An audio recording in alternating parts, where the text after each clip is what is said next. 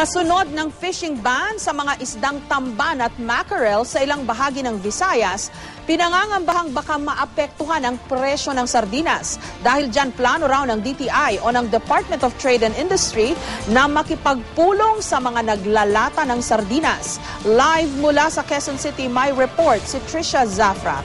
Trisha?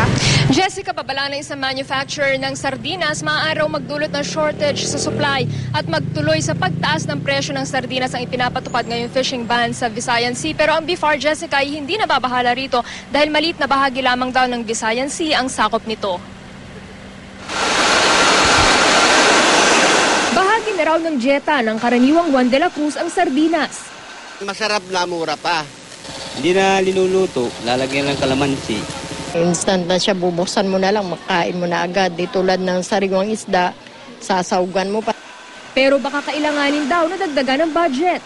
Ngayon kasing bawal munang mangisda ng tamban at mackerel sa ilang bahagi ng Visayas, ayon sa isang manufacturer ng delatang sardinas, magre-resulta ito sa kakulangan sa lokal na supply. At locally, wala tayong mabigay, wala tayong makuhanan, then kailangan natin mag-import.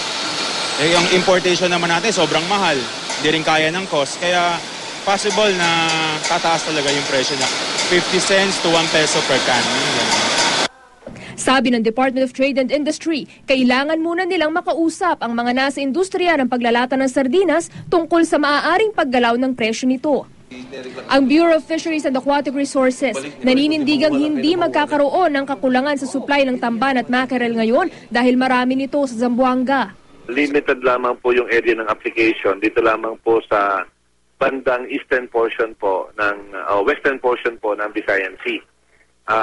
Maliit po siguro mga 30% po ito ng Visayan Sea area. Kung magtataas ng 50 sentimos hanggang piso ang sardinas, kakagatin pa rin kaya ito ni Juan de la Cruz. Wag lang tataasan ng malaki.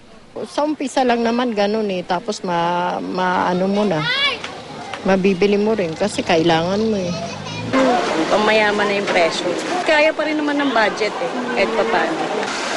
Ipinatupad ng BIFAR ang fishing ban upang paramihin ang mga tamban at mackerel.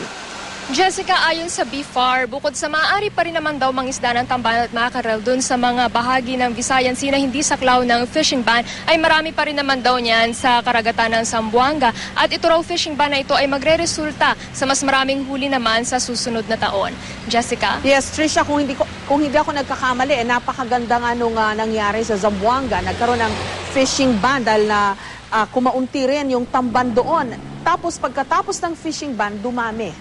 At kaya ngayon, buhay na naman yung industriya ng sardinas doon.